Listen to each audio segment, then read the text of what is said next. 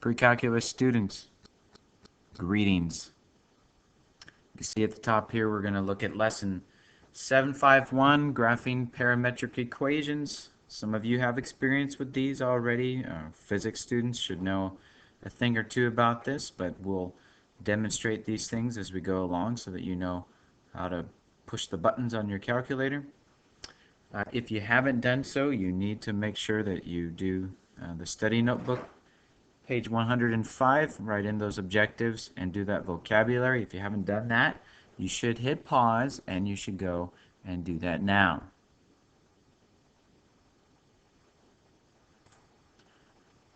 The next thing that we need to do is look at page 464 in the textbook, especially those pictures at the top of the page. And we're talking about launching things. We're talking about shooting arrows, throwing a ball, basketball shot from the free throw line. Something that's going to follow, usually follows a parabolic path, but not always. It could be a conic section, but for now we're just looking at the fact that maybe if we hit a ball up in the air, we might be concerned with, well, the first thing there is time versus vertical displacement. The second one is time versus horizontal displacement. But the third one is the horizontal distance compared to the vertical distance. Like if you were standing on the side and watch the thing go up and watch the thing come down. You know, those pictures are pretty boring. Let's look at something a little bit more interesting. See, now we're talking. Watch this. Bam, 636 feet. That's pretty good stuff, isn't it? You gonna go further? Oh, too far. No score. Oh, too bad for me. So sometimes we care about how far the thing goes, how high it goes, and how long it's in the air. All those three parameters at the same time. That's what a parametric equation does. It'll show you how high something goes, how far it goes horizontally, and it'll show you where the object is at any particular point in time along that path. So it's beautiful.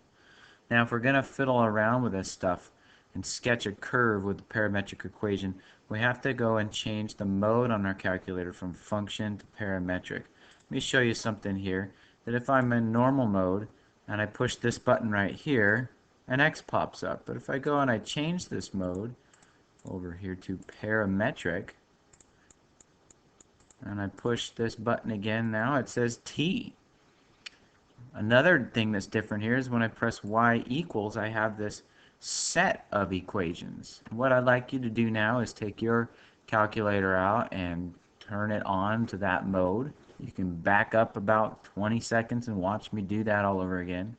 But once you're there, hit Y equals and type in these two equations. Did you get those equations typed in there? Now I know you want to hit graph, but I want to talk about this first with you before you go there. Probably the most important thing you have to end up doing is here, say you have to fiddle with the window. You have to fiddle with what you can see, because usually if you start off, you may not know what this equation is going to do and what the graph is going to look like.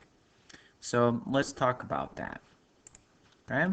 One way to fiddle with your window or get a good idea of where it needs to be is to make a table for starters. So we do that. Once those are typed in, we go second graph. We pull up, whoa, I don't like that. We pull up a table where it shows, according to, this is example 1A, where it tells us that our time parameter needs to be between -4 and 4. And then it's probably best if these go up 1 second at a time, because time is usually the parameter that we're working with here. And you can see that from -4 on, x gets as big as 21, y, go down to 4, gets as big as 6, x just gets as big as 21. So we can go to our window, and you want to set it so that it looks like this. T minus -4, T maximum 4. It's going to go 1 second at a time. The minimum can be 0, the maximum can be 24 with a scale of 1, and the y goes from 0 up to 8. And that's big enough for us to be able to see the whole thing. If you need a moment, go ahead and hit pause, but get those numbers in, and then feel free to press graph. Oh, did you see that? It was really fast, wasn't it? But it drew that thing not from left to right, but from the beginning to the end. And then when we hit trace, you notice that it has three things on here. It has time, it has the x component, and the y component. And now if you're going to trace this out, you only are going to go from start to finish. You're going to use the right arrow here. So for starters, there's the first one. There's it at -3, at -2, -1, 0, 1, 2, 3, and 4. If you want to see more information in there, you can go to Window and you can change this step thing. Let's put it to 0.1 and do it again. You notice it goes much slower, and when you trace, it's going to give you a lot more data points there. You see all my arrows here. Okay, so you get the idea, and so if you set that window and for the step to only be 1, then it'll go at the speed that it went before. And you can trace that out and you can find all the magic places that you're interested in. Here's another little handy trick to know with the TI-84s and 83s. Is that if you want to see the graph and you want to see the table at the same time, you're going to go to your mode and you scroll down here where it says full, horizontal, and GT. GT means graph and table. So you click on that, and when you hit graph, it'll show you your picture, and it'll show you what T is and X, and if you go over to the side, it'll show the other one. As you hit trace, it'll scroll down and it'll give you all the numbers that you want to at the same time. So maybe you want to do that, and you want to see the table, and then set your window so that it's an appropriate window. Hopefully you've learned to do that kind of thing. We've been 2 years together, and hopefully you know how to change your window to see stuff. Now this might be a good place for you to go ahead and try guided practice 1A and 1B. You can do that on the graph paper that was provided to you. It is something that you're going to have to hand in, so while it's fresh in your brain, and you can go back maybe a couple of minutes and watch this all over again, but you probably want to stop right now and go ahead and try those on your piece of paper.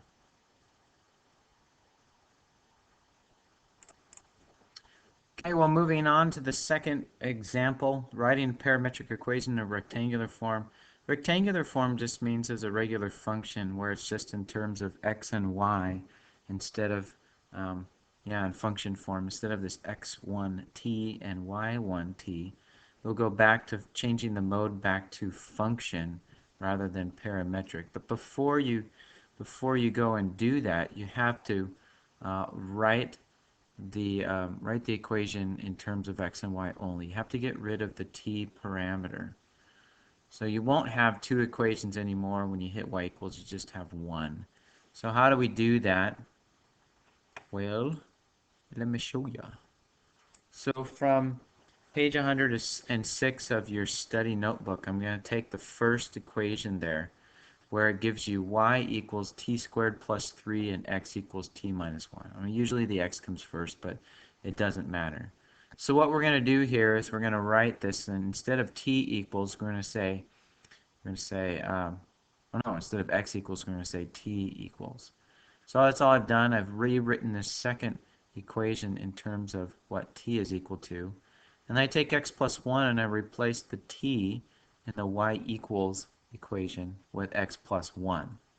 You can honestly just leave it like this and type it into your calculator, but done the math here and done the squaring, add the 3 into it, and so you get this equation, x squared plus 2x plus 4. Those are the same, and I'll show that to you here in just a second. So here's what this one looks like in parametric form. I've already gone ahead and done it, so I know that this window here will be a good window for seeing the whole picture. So you can set your numbers for the same thing. Go back and rewind if you need to see those numbers again. When we hit graph, this is what we get. When we hit trace, it starts up there, and it scrolls down, and it comes back up.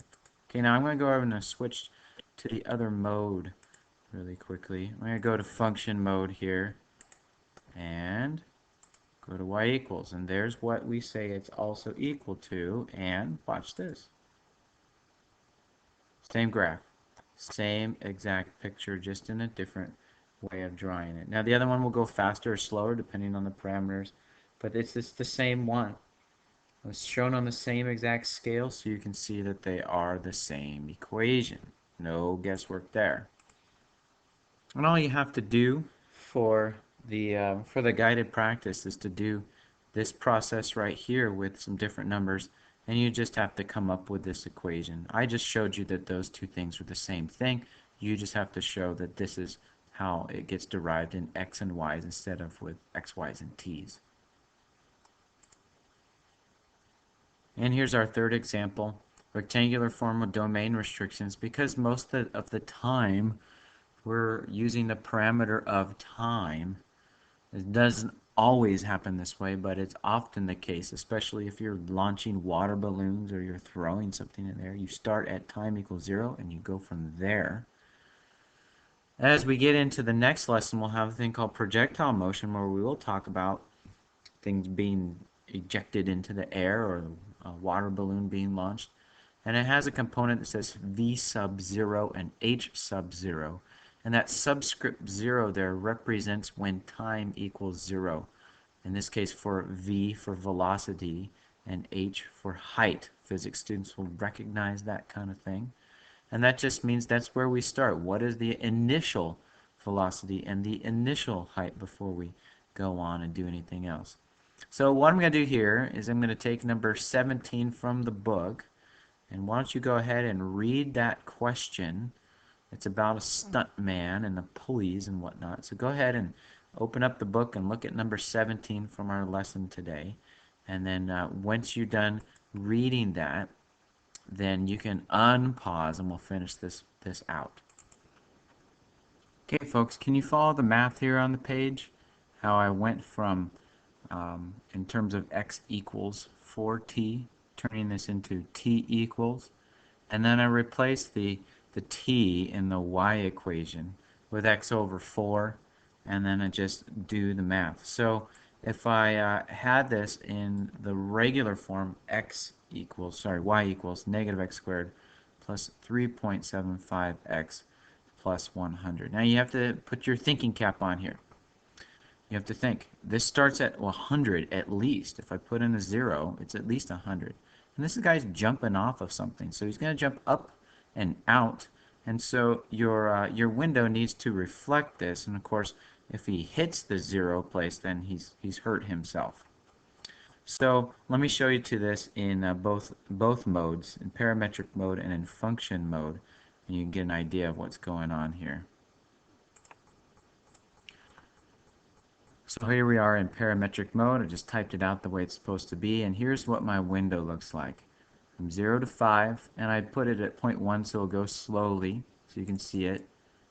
X minimum of 0, X maximum of 15. I have some experience with these types of problems, so I had a pretty good guess at what this should look like.